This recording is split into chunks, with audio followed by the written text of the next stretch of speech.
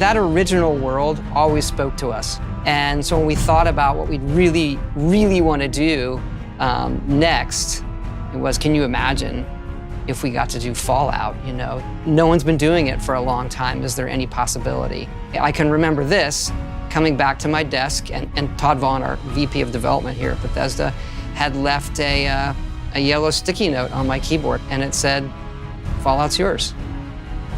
That's all it said. I'll never forget that. I think I screamed and ran around the studio and like, hey, we're doing this. Because everyone had, you know, the team had heard about this might be a possibility, you know.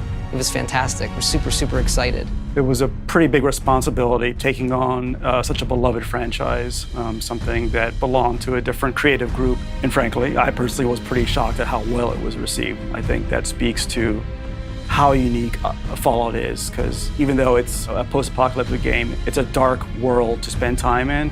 There's also so much character to it, and there's a quirkiness to it, an undertone of goofiness and humor that kind of lightens things a little bit, and I think people really sort of like that contrast. The year that we showed Fallout 3 for the first time was actually the infamous E3 that was in Santa Monica. It wasn't in the convention center, it was at all the hotels in Santa Monica. And I remember Todd being really interested and wanting to talk to Tim Cain and have Tim come out and see the game, because Tim was so influential in those first Fallout games. And we were like, you know, we need to make sure the Fallout guy likes the Fallout that we're making. The previous games they're like of a previous generation, right? So they're isometric, they're turn-based, they're a fantastic, perfect version of that for the time period that they came out.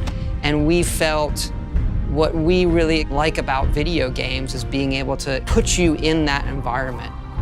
I kind of felt like my baby had been adopted by another family.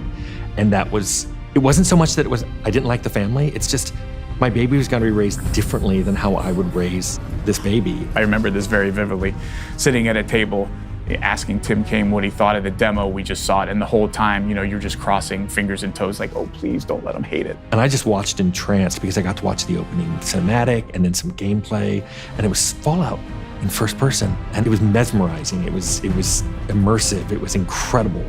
And I was like, even when I saw the VAT system, I'm like, that is what our called shot system would be like if you converted it to a first-person role-playing game. And it was great. That was a big, like, watershed moment in some way. And wanting to do right by Fallout meant you go back to the folks who came up with this stuff and said, hey, here's what we're doing. I especially loved when you actually got to leave the vault and the light came up and you saw the wasteland, and I was like, I'm seeing Fallout in 3D. It was an amazing experience for 2008. We were fortunate when Fallout 3 came out that it did find a very, very large audience who really gravitated toward, oh, this is scratching that itch in an all new way, because look, you know, as technology and time moves on, you know, so do we, right? The way we view things, to have it really scratch that same itch the way something did in a previous generation, you often have to present that in all new ways.